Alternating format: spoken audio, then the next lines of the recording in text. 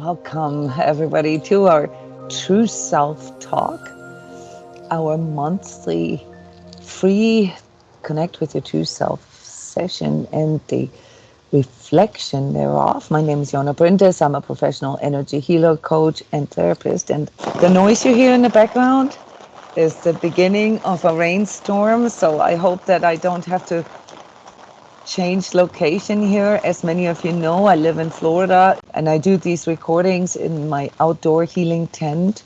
So I'm often exposed to the forces of nature. Yeah, right now I'm hearing thunder rumbling. All right. So this session for me was all about really pinging in with our true self. It's a very clear cut. I've never had it so clear to me what all this is about. Okay, this is about us really checking in with our spiritual self. All right, this is about, raising our hand and say, hi, I'm here. I know what I am. Now, most of us are still struggling with this question, who am I and what's my purpose and why am I here and where am I going? I want you to understand that this is an ongoing sort of self-reflection that has to happen there because we have the opportunity, to constantly correct this. And in fact, we need to, reevaluate. Yeah? So there's, the lowest level sort of self-awareness, and that is that you actually check in with your body, you check in with your emotions, and you check in with your thoughts. These are all parts of you. And then there's the next level of self-reflection and awareness, and that is that you realize that you're more than just these physical parts, that you're more than just the material of you. Yeah. And that then leads you to understanding that these questions that you're asking yourself, like who am I, and what am I doing here, and what is my purpose? Those are all immaterial questions. That the answers aren't necessarily in the material part of you, in your body, in your emotions, or in your thoughts. Now, as an energy coach, I can tell you that they are reflected there as well, but because we have so much overlay in these things that we perceive through our ego, this what I call the body mind, this hardwired physical, emotional, and mental. There's often, a lot of confusion and a lot of distraction there. When we tune into the spiritual self, which I use the term true self here as sort of, us understanding that there is a mediator between our soul and our body, and that is, in fact, our true self. And once we start connecting with this, once we start communicating with it, then, the things that we experience in the physical or in the emotional and the mental become a little different. So one of the things that I noticed in this particular session, where it was all about basically the declaration of independence, the declaration of you being a true self. Okay, you recognizing that you are a spirit self that is having a physical experience, was this really, really strong overlay that we call critical inner voice or negative inner self-talk. And this is something that we are all conditioned to. This has to do with our upbringing and with how our societies teach us to see ourselves. Our societies teach us to see ourselves from outside in, from how others see us. And there is a little bit of a problem, because when we connect with our true self, which is fundamentally a shift of perspective, namely, you're looking at yourself from inside out. You're looking at your inner truth. Who am I right now? What do I truly need right now? Whatever it is, that in order to, feel better in my body, or feel better emotionally, or feel better intellectually feel better, spiritually, or feel better, in my life altogether, so that I can, understand myself better and feel like, well, you've heard me say this before, I know what I'm doing. Like I feel like I have something like a GPS going. Yeah, that helps me to find peace. This peace, guys, that we all want, yeah, is basically attacked or, corroded or, subversed by this negative inner self-talk. The negative inner self-talk is learned behavior. So this is really important for us to understand. Most of that comes from our childhood, not all of it, but most of it. And, it doesn't even necessarily relate to us. So it's more like how we have been conditioned to see others. So our negative inner self-talk, our critical inner voice, is directly linked to our life view, how we see life and other people, which means it also shows us our own judgment, our own automatic judgment. Now, let me ask you guys here real quick, before I go a little deeper into the energetic aspects of this session. Who of you knows really well what this negative inner self-talk or this critical inner voice feels like? Who of you encounters it? I know. Okay, there you go. All of us do. Okay, some of us stronger than others. So I want you to tune into this voice right now. It's not like hearing voices. It's this sort of link between, how I see myself and how I believe others see myself. Can you make examples? Can you make examples right here? What this voice sounds like? What does this voice that is feeding you with this negative talk about yourself sound like? What does it say? Hi, Jonas. Hi. During this session, it was so strong. I found the last hour so frustrating and so powerful. Yeah. I'm sorry, my cat is there in the background. If you can hear that noise. No. Oh, what does the noise sound like? It sounds like it feels like a fight between my ego and my true self, actually. It does, doesn't it? Yeah, Yeah. Sean is commenting here, nagging, and compare. Yeah. Yeah. But can you, or anybody else here, give us examples? Like the words that are actually being used. Yeah. Doesn't have to be full sentences or whatever, but how does your negative inner self talk? You should have Like more. What are you doing wrong? Why haven't you made it yet? Why hasn't this happened yet? What the hell is wrong? What are you missing? What are you doing wrong? any more examples? I just want to fully connect with this right now. This is going to help us.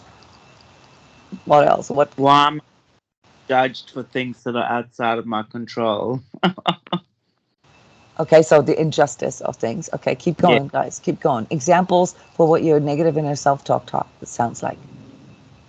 It's okay if it's repetitive. Does this include things like my mind would wander off to a story like, oh, that person isn't doing that and I should be getting that today, and oh, that's not done. Yeah, that's Like, also part of that critical inner voice. And here's how you can know. Every time there's something like a should, yeah, it comes from almost like a sort of parental or higher authority than you. Yeah, it's like it can come in as a reminder as well. It's like this, it has this you should. Why aren't you? Yeah. It comes like this. Keep going, guys. Annette, sorry. Say it. It's okay if it's repetitive, guys. That I have to do better. Okay. I should do better. Yeah, same for me. I should know better, should do better. Yeah. Okay. What's about doing better? I can't do any more. When am I going to get the reward? Why Uh-huh. do they have it and I don't? This is Ah. unfair. Nice. I feel angry. I feel jealous. That person is an ass. Yeah. Okay. Any more? Anything Oh, you need to get out, guys? Get it out now. yes, one more. Why does the narrative have to end with them? It's been happening a lot lately. Okay. So there's a bit of a range here, right? From, you should, why didn't you? So like it's sort of a blaming or guilt tripping type of critical inner voice to a comparing one, that has to do with like you feeling not good enough, and it's sort of rubbing it into your face, right? Look at them, what they do. You much better than them. Why aren't you? Right? And it can also be just this naggy, whiny voice. It's like, oh, I can't take this anymore. When does this end? Da, da, da, da, da, da. You guys know that one too. That's also part of our negative inner self-talk. So anything, that, and well, you tell me, guys, because this is a 3D problem. What do these voices sound like? Do they remind you of any person or group of people in your life? Yeah, probably teachers or family who have, no matter what you did, it wasn't enough. Yeah. The exact opposite to relationships that you have where you're just admired for being yourself, your soul, not because of what say you look like or what you've achieved. That admiration that you feel in true relationships, Yeah. it's And the also this, opposite to that. and with it, like a real negative feeling, if you feel into it, this injustice, like not really being seen for who we are, like you just said. Yeah. Yeah, I want you to take a sticky note on that, because that's actually what the session was about. Yeah, like not feeling seen for who we are on all these different levels. Now, there's one other type of critical inner voice or negative inner self-talk that was not mentioned, and that has to do with spiritual beliefs. That has to do with perhaps something like sin or sinner, or being feeling damned or feeling cursed or feeling like really sort of tormented. Anybody knows that kind of critical inner voice? Yes. Okay, it's important that we differentiate this a little more if you really want to overcome this voice. Yeah, so it's very thoroughly researched in psychology. 80% of those statements aren't actually coming from you. They're just recordings, like tape recordings. Yeah, things that you've heard, not necessarily that you've heard being said to you, but maybe even also about others, and things you thought about others. So it's a recording of that. And that comes from, like an external authority. So whenever you hear those kind of phrases in your head, yeah, as these automatic thoughts, you really, really need to stop them. Janet, including the narratives, including the stories. Yeah, I was just going to say, because when we were discussing the earlier critical voice, this authoritarian voice actually, it feels foreign, but at the same time, it feels like, oh yes, that person's telling me the right thing to do. That's the right way to be, and yet there is still a conflict with a true self existence. It's very interesting. Yes, because it kind of, I mean, let's talk about how it makes us feel. How does this critical inner voice, yeah, that we just so beautifully reenacted, how does it make us feel? It's very alienating and foreign, actually. The real true feeling of it is one of kind of isolation, like it just kind of suddenly left. And We feel separate, exactly. We feel singled out, right? Yeah, that's one aspect of it. What else? I mean, go a little further, sort of in your own biography. What time of your life does that remind you of? well, this is like, it definitely could say it was middle school to high school. Yeah, Like demeaning. you were very good if you fit it, if you did a good job, like, you know, like my dad was in the Marines, and in a very subtle way, I have this Marine like discipline I noticed, and this that could carry over well to performing well in school and being accepted. And it's very subtle. It's, I mean, especially as a woman, it's it's Guys kind have of, this too. yeah, Guys yeah. have this too. It's just that our society has so many little traps built in, you know, for women, that we often don't realize that. Yeah. So where we, you know, on one hand, you know, are supposed to be like all feminine and all sexy and all loving and everything, but at the same time, we're supposed to perform like a guy. So these are little traps, okay, that you know, vary a little from society to society, but the nature of the critical inner voice is genderless, and everybody perceives it the same way. So the feeling that comes with it is one that reminds one of, you know, this isolation, this Carol saying here that it feels demeaning, degrading, and Disgust. I feel disgust at myself and other people. yeah. And typically that's associated with this teenagehood, early teenagehood, when we were first trying to fit in. Yeah. So at this stage in life, we don't actually have full independence yet.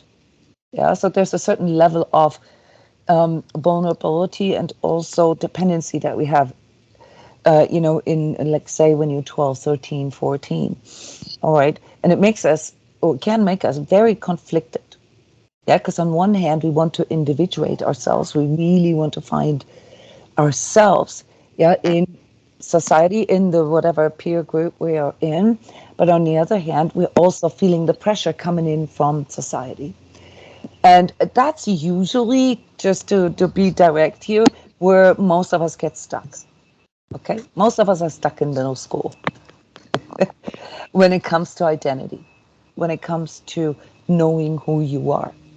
So if the task then is, you know, to recognize that, well, no matter what you think about yourself and no matter what your critical inner voice is telling you, you are actually a spirit being that is having a physical experience, okay, where all that doesn't even matter. Yeah, which is also a beautiful opportunity. It's a new way because you can bypass all that. Yeah. And the invocation here for this true self session empowers that, enforces that. Yeah. And the task when you connect with your true self is to let all that go. To let all that go. We have done many workshops, you know, helping people with overcome, you know, techniques that can help you with overcoming this negative inner self-talk. So I don't really want to go any deeper into this, but I do want to tell you one thing that is important to remember. If you are allowing that voice to talk to you like this, you've got to ask yourself a question. Would you ever let a person talk to you that way?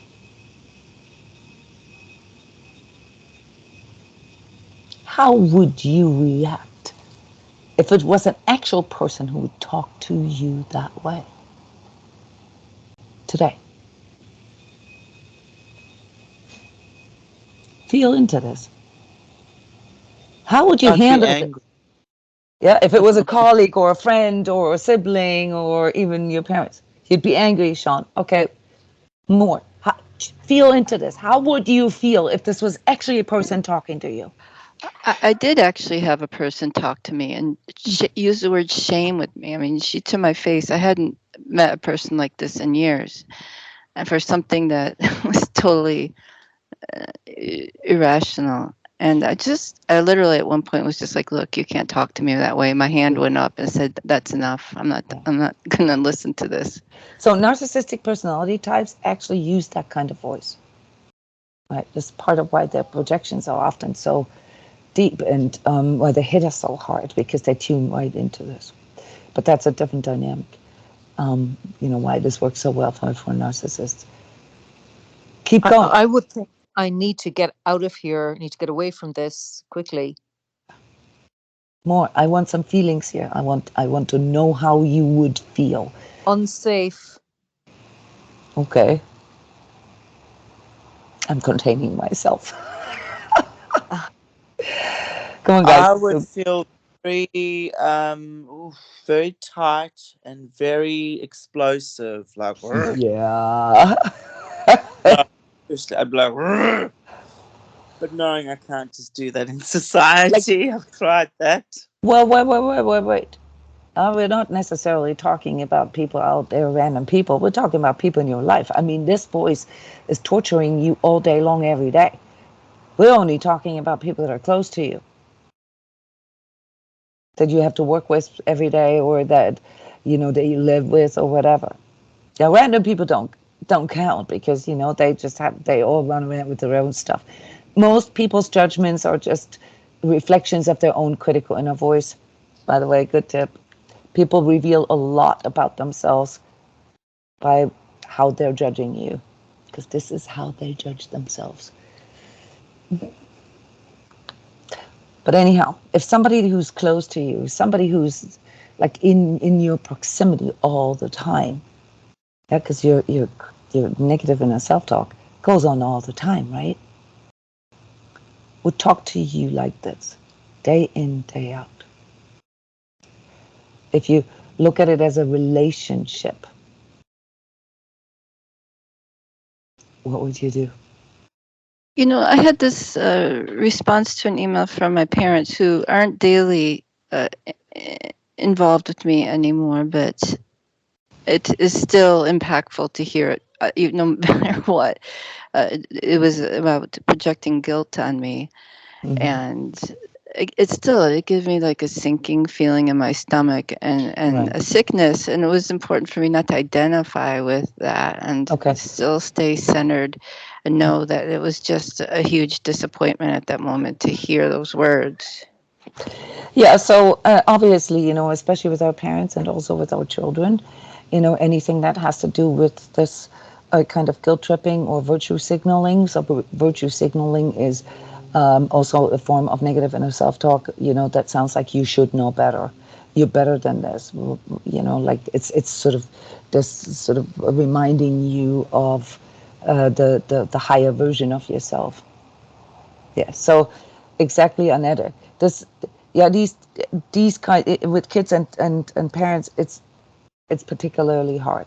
But you already figured it out, Janet. It's about staying centered and not identifying with it, and that's why I'm talking about this here today, because this session was all about proclaiming your true identity as a true self. And that one is not bound to these outer authorities. It is not coming from this, how you being seen from other people's perspectives. It's coming with the self-responsibility and the integrity, yeah, that someone who knows who they are, who knows their, flaws or things that they're working on very well, yeah, and is responsible for their part. Such a person, such a true self, can entirely let go of this negative inner self-talk. Why? Because you don't need to be reminded, because you don't need to be guilt-tripped, because you don't need to be blamed. Your inner integrity informs you about truth. And this is what this cultivation of your relationship with your true self is all about, guys. The more you call this in, the more you connect with your true self, the more you communicate with your true self, the more you will feel this. So if you will, it's not exactly like that, but if you will, in a very simplified way. Somebody said, I think, Jenna, was you, or I don't remember, it was talking about this battle between the ego and the true self. It's not really that way, but it's okay to use this as an imagery, okay? You will not prevent that critical inner voice, yeah, to be there. Yeah, that's part of, the recordings of your your childhood, etc., and all your relationships. Yeah, these things actually 80% of them actually did happen or did come up at some point. So you will not be able to completely shut this voice down. But what you can do is to lower the volume of that critical inner voice and up the volume of your true self voice. So how would you do that? How can you tune into that, response, okay, the setting the boundaries and saying, hey, this is not who I am, or this is not, you're not my, my authority. Okay, I am my own authority. Yeah? That gives you the power and the strength to talk back, yeah, and to recognize yourself as your own individuated self. How can you strengthen that? How can you focus on that more? I Who has find suggestions? I find that these voices that come in, and I find that the more I connect with my higher self, and the more I long and yearn to have that connection every moment, then those distractions and going off to other stories, I'm able to observe it more and be more. I'm forgetting the word. Disengaged or whatever with it. So it's like I hear it, but it's kind of like water rolling off the back of a duck. I'm like, and then continue, but more with the feeling of my true center. So it's kind of like walking through a snowstorm. The snowflakes are going to fly by, Okay. but you can still keep walking. You just said something very important, Janet. You said the more you long for it. Okay. So right there is a problem, because the connection with our true self is not like the connection with a loving partner or a loving person. The connection with our true self, in fact, is actually quite harsh. It's the connection with truth.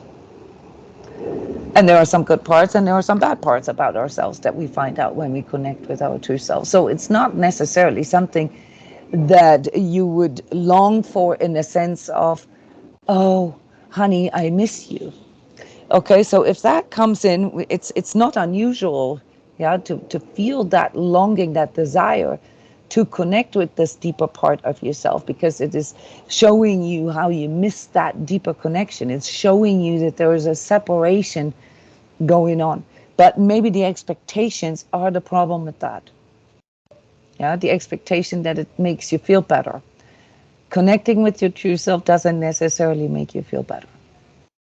Like on that feeling soul level, on that sort of desire to feel, be with someone, yeah, belonging.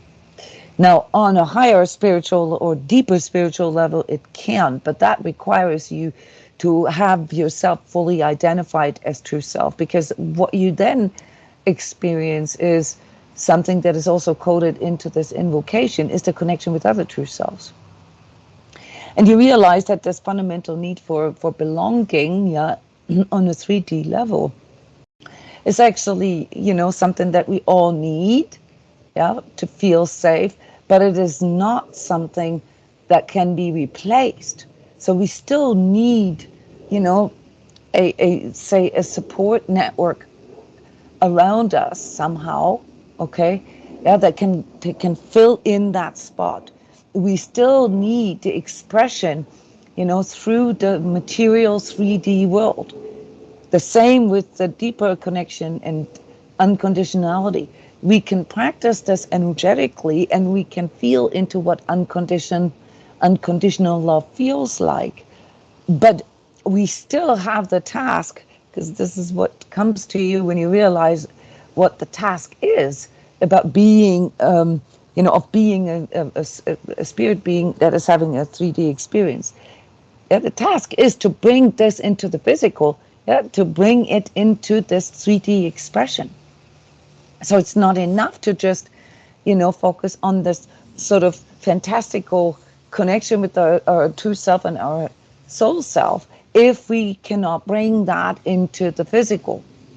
Now, it's the beginning stages, okay? So the beginning stages is where we realize that there is something more in us, yeah, than just, you know, the ego self that we have. Actually, I brought something for you here to go a little deeper into this discussion, because for most of us, you know, this understanding of, you know, false self and true self is still a little challenged, and mostly just because you judge it.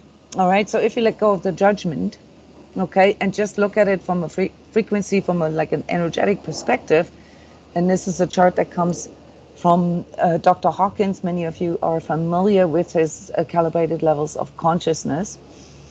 Can you all see this on your screen? Perception and live view. Yeah. Not Can you? yet. Yes. You see it? Okay, thank you. Then you will see here that your ego, yeah, at the sort of the lowest level of perception, you know, is really just all about, you know, needing, having, owning, you know, longing for. The payoff, or the you know, say the backdraw to that, is that you actually feel dependent on the outside. You feel dependent on other people, dependent on money, dependent on, you know, like all your outer conditions, which will then, you know, make you feel powerless. You will feel life is just happening to you. Things are being done to me. That's the what we call the ego self. Yeah, it's where we're not actually fully participating in life. We're just sort of allowing life to happen to us because we have not realized yet that there's something else beyond, you know, let's say just, you know, living a life in comfort. And that includes all these fundamental needs, such as shelter, food, basic belonging, yeah, and esteem, you know, in form of accomplishments and so forth. That's the ego self. Now, a slightly higher version of that, but still below, you know, still not the true self level yet. This is where most of you guys are, is the abstract self. The abstract self is a form of projection of yourself. Yeah, that's the what we call the false self. The false self is not wrong or bad. The false self is an abstraction of yourself. This is where you use your intellectual capacity to project a picture of you. And that picture, or that image of you, yeah, that you're presenting to the outside world, if you never question it, if you don't go into the deeper levels with this, you then can become a victim of your own projections. I should be like this. Why am I not having this? I should have seen this earlier. It took me so long.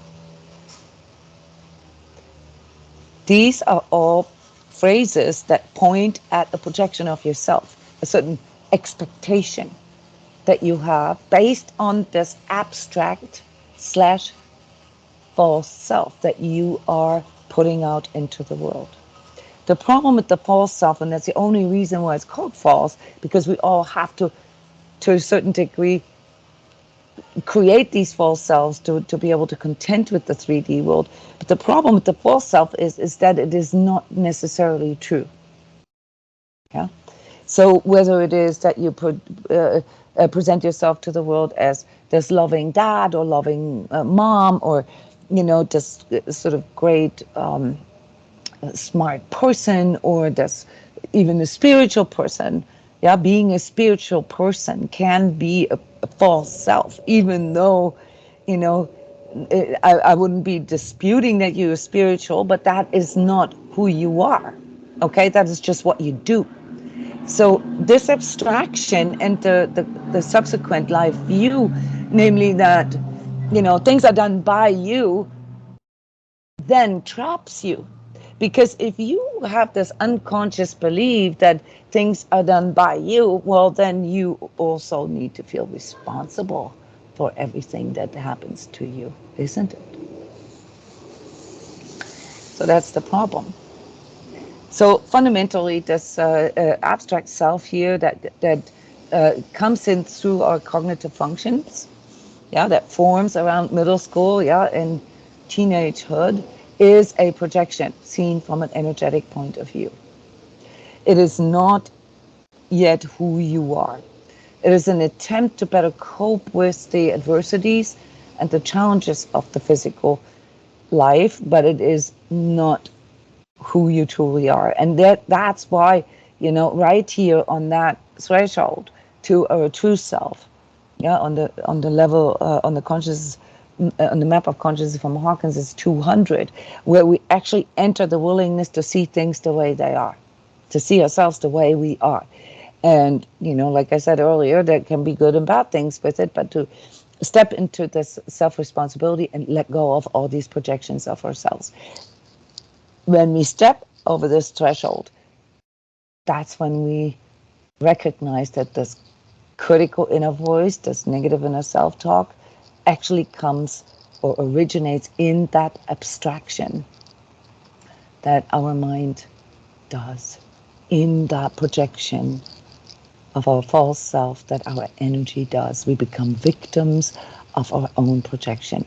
So the way out of this, when you want to be in truth with yourself and you want to feel true love and you want to feel true purpose and true fulfillment and true everything, yeah, your true needs, your true wants, okay, is to ask yourself, with all of these negative things that are coming in through your critical inner voice, what's that based on? Says who? Compared to what? Who says I have to be so? That question, that projection. And this is a very, very powerful inner liberation and healing work, because we actually do encounter people in our life that do talk to us like this. And just like how we need to set boundaries with our critical inner voice, yeah, and not just question it, but also put it aside and say, look, dude, I'm not a kid, okay? You can't talk to me like a kid. Nobody actually figured this out. When I asked you what it makes you feel like, it makes you feel like a kid. Why? Because it reinforces your powerlessness. Yeah, so you got to see this when somebody talks to you that way, that it's not just a little bit demeaning, it's very degrading. It is. And the separation that you feel and the loneliness and the betrayal, that's all just disappointments. That has to do with the abstraction of it. But it really is an attack. So seen from an energetic point of view, yeah, anybody who talks to you this way is energetically attacking you. Very important to understand. Yeah, so that's why we have so many courses, and also the Sacred Self-Healing course handles that. Yeah, in the step 17, 18, 19, and 20. Now, these projections that we work with, they can be a trap for ourselves because they keep us in our ego self. And there is a huge, sort of, I want to say, transformation that is happening when we let go of that. Yeah, namely that we begin to realize that this projection of ourselves, this abstraction, this false self, isn't even who we want to be. When I was in my early 20s, you know what I wanted to be? Well, okay, when I was in my late teens, I wanted to be this like super cold, cool coder, because I was in the software industry at the time. And then when I was in my early 20s, I wanted to be this like corporate bitch, like this controller type.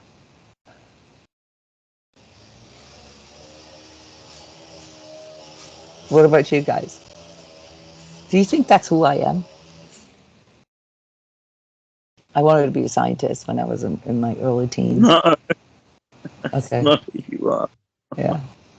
But you see what I'm saying? Like, I thought that's what I had to be.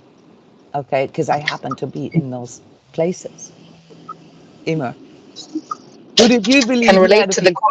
I, I can relate to the corporate bitch thing, and it nearly sucked the soul out of And me that's being in. exactly what it does. Yeah. Yeah, That's exactly what it but does. it takes a while to untie yourself from that, and then I Yes. guess I'm at the phase of oh, sugar, I've built a life on the expectations of that corporate world pays well, It does. and it's hard to, no, it's, you know, it's, but no way. It's your full self. So if you keep feeding Yeah. that, yeah, then you will keep hearing that. You will keep feeling substandard. Okay.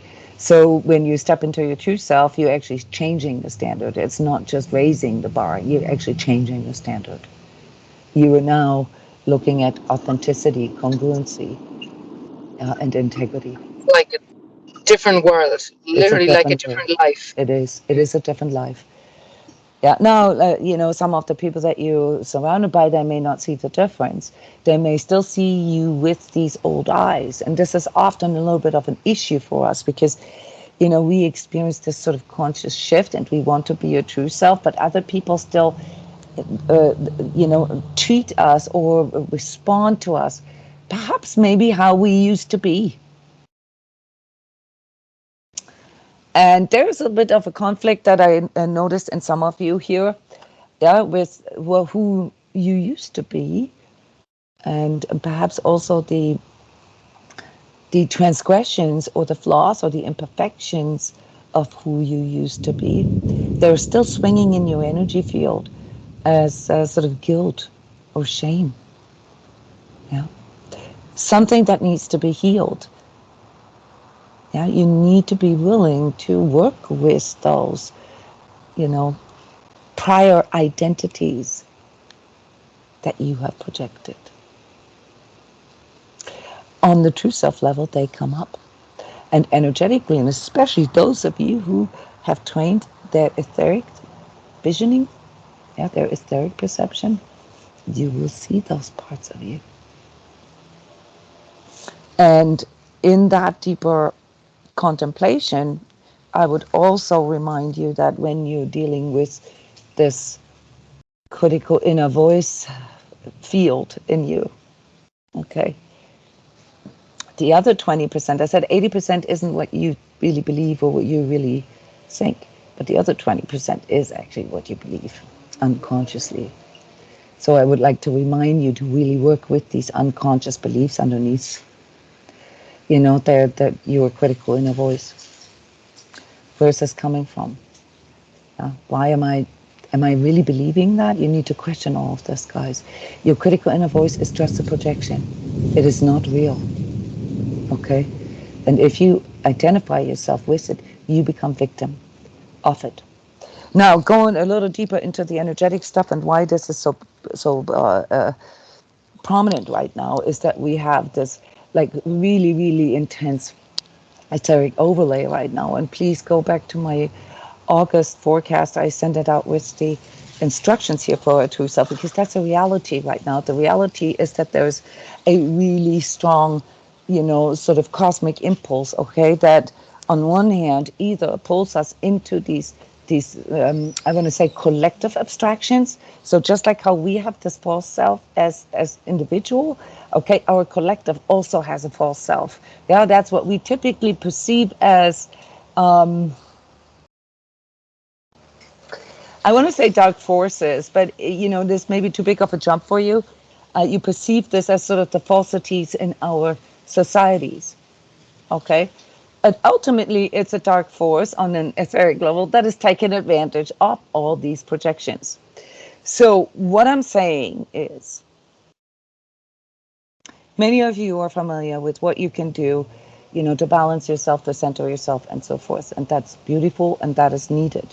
You need to know how to calm your nervous system. You need to know how to regulate your emotions, and you need to know how to regulate and master your thoughts. Okay, this is where many of you are still very wobbly. But you also need to understand your projections. Because when it comes to, you know, working with, you know, all these forces that are out there, guys, and we just had a beautiful workshop about dark forces, the nature of darkness. I can only recommend this to you guys because it really opens up new perspectives for you. When it comes to dealing with the darkness that is coming in from the outside and the evil stuff that you see everywhere, you have to understand that it links in with your projections. That's your shit magnet. That is the one where it docks on with you. Do you understand that? For some of you, it's family karma stuff. For others, it's, performance stuff.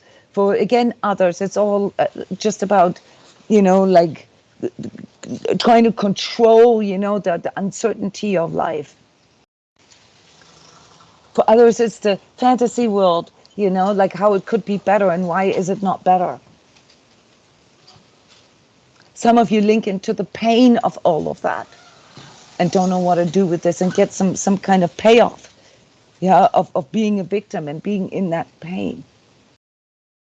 And some of you, just really go into the desperation of this. And you got to understand that these are all energetic states that pull in different kinds of forces. Okay? So when we're talking about, these different states, here you can see them, the red ones are all ego states. Yeah? Disgust, disdain, emo. Yeah. Below truth. Fear, anxiety, victimhood, below truth. Self-punishment, way below truth. Yeah, guilt, shame, damnation, really, really low in energy. When you are that low, you are attracting these kind of energies into your life in form of inner self-talk, in form of outer conditions, other people, things that happen to you. Why? Because you are unconsciously, and this is very hard to digest. That's why we do so many workshops and all this, about this, because you unconsciously agreeing to being powerless. How? By giving these voices, these people, the government, etheric forces, the power. By externalizing and projecting your identity, what you are, to them without realizing it. Most of you get stuck here, guys. This abstraction of yourself, the projection of your false self. And this now becomes increasingly dangerous. And yes, Sean, because they feed on it. And, I do so many workshops, they're all free for you, and you can watch the recordings and everything where I explain this in detail. But here, when it comes down to embodying it, when it comes down to connecting with your true self, you got to get this fully internalized. And the best way to do this is by cultivating this. I have been offering this for 12 years now, every month, every freaking month. Okay, free energy session, connect with your true self. Why? Because it needs to be cultivated. And once a month isn't even enough, because if you count the times that your critical inner voice, that your negative inner self-talk is tormenting you, can you put a number on this? How many times a day, or a week, or a month? Anyone who wants to guess? At the moment, it's an awful lot. I don't know what number it is, but it's like a constant thing at the moment. Constant. Okay, so it's like, say 50 times a day. Okay, so 50 times a day. Okay, and we do this conscious connection with the true self once a month. You can tell that's not enough. Okay, so what I want you guys to go home with, and please use the opportunity in the forum to inquire about your personal energy field. Yeah, there are some of you that had some very intense experiences here reading your energy, and please text in the forum or PM me, because this is getting serious now, guys. Yeah, the way you can do this is to, and even if you just take 5 minutes twice a day, in the morning, in the evening, or especially when it gets real bad, Ema, when you feel this onslaught, when you can't let this go, okay, yeah, pull out the true self invocation. and just say it like a prayer, okay? And make sure you get to say every single word all the way to the end, because the ego and the projections, the false self, have a way to distract you from it. They have a way to distract you from it, and you'll see you omit words or entire sections or sentences. There is on my SoundCloud, guys, there's a free 5-minute recording just of my voice saying the true self invocation with music and metronome in the background. Yeah, so you can also turn that on and have that like somewhere in the background on speaker. Just constantly remind yourself, yeah, of who you truly are, and not what you think you need to be, or what other people tell you who you are or need to be. Okay. One thing that came in here is it's a code for you. By the way, I did predict, issues with certain physical systems this month here. I actually had to go back to my own slides here, for August 22, intestines and throat. Yeah, but also hair and nutrients. Take really good care of your nutrients. This will become really important in September. But the left side of your torso was acting up quite a bit. Okay, here during the session, it's associated with your self-expression, with the incongruences, with the externalized self, with the conflict between the inner and outer perception of yourself. Okay, pancreas. There are people who end up with like severe issues in the pancreas. They live a lie. Yeah, that's about living a lie. There were some beautiful energies here that came in, like pulses, that made you feel this in your body, in your sort of visceral system. So that's very nice, to have that feedback. Okay, your true self will respond to you guys when you ping it, when you say, "Hey, I'm here." Every time you connect with your true self, you are igniting a light. Okay, it's this ping. It's like checking in, and as you're checking in, this sends a huge sort of flicker of light into the spirit world. And when you turn on that light, when at least, maybe you're not able to hold the light at all times. Yeah. But when that light is on, okay, the spirit world also identifies you as a true self. Yeah. As an awakened soul self. And I wrote something down during this session that I actually, thought was pretty cool. Where there is a light, there is truth. So that light is fundamentally the illumination. What is illumination? It's shining a light on something. Okay, so the moment you agree to be in your true self, you're shining a light on yourself. And yes, at first this feels a little uncomfortable because you have to deal with your false self and you have to deal with all the narratives and the illusions and delusions of yourself. But as soon as you get past that, you are getting sort of plugged in, to this true inner guidance.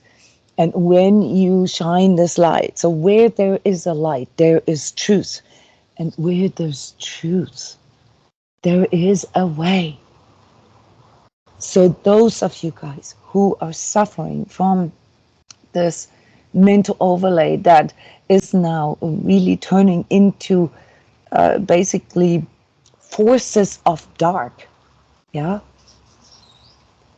Always remember, it feeds the dark.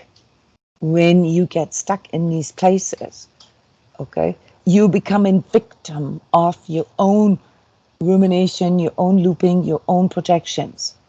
Okay, you need to stop this. That's the first thing. And the second thing is that you need to up the light. Okay, so if it's hard for you to stop these voices in you, okay, then just focus on upping the light, okay, because that will automatically shrivel, the power that these voices have in you. We are in very, very intense times right now, very interesting times in that we are now, yeah, that's the positive side of all of this, able to declare ourselves independent. This is a huge step in human consciousness evolution. Yeah. The realization on this individualized level that we can decouple from all this projection, from all this collective illusion. Yeah. So scare yourself a little bit. Don't go into paranoia with it, but scare yourself a little bit. When you catch yourself in that ruminating place, remind yourself that that is feeding your inner darkness. And then ask yourself, do you really want this? Or would you rather feed your inner light? And even if it's hard, you just do it. You just do it. Guys, if you want to know, it took me 20 years to even be able to calm my mind enough to meditate. That's why I'm such a good meditation coach nowadays, because it took me 20 years to not fall asleep, okay? And even longer, to understand that these thoughts, that torment me, that they are not real, that this is not coming from me, and to let go of identifying with them. And how did I do this? By tuning into that spiritual self that lives in me. Okay? Yeah, so don't get too focused on fighting against that critical inner voice and inner darkness. Focus on increasing the light in you, and that will automatically lower the volume. And you will begin to see more ways. You will begin to see new options and new solutions. Let go of trying to be someone you're not, or you think you need to be, or people told you you need to be. Let go. Thank you so much for coming. Thank you for sharing. You love those talks. Quick announcement, starting tomorrow on August 21st, I changed the daily sacred self meditation, the online meditation time that I had at 5 p.m. to 11 p.m., which I know is a little difficult, but it's needed for me because I have conflicts with the schedule of my son, with his soccer schedule. So I'm doing this daily sacred self on Mondays at 11 p.m. as a form of study group now. The purpose of this is to offer a space for advanced contemplations and discussions. So it will not actually be an online meditation, it will be an advanced discussion, kind of like how we just had. This was an advanced discussion, okay, about these deeper things that come up with, becoming conscious. All right, so Mondays, 11 p.m., you'll see this in the calendar for September, but I'm starting tomorrow already, is this new space called Daily Sacred Self Study Group. All right. Thank you, all of you, and stay conscious and see you very soon. Bye-bye.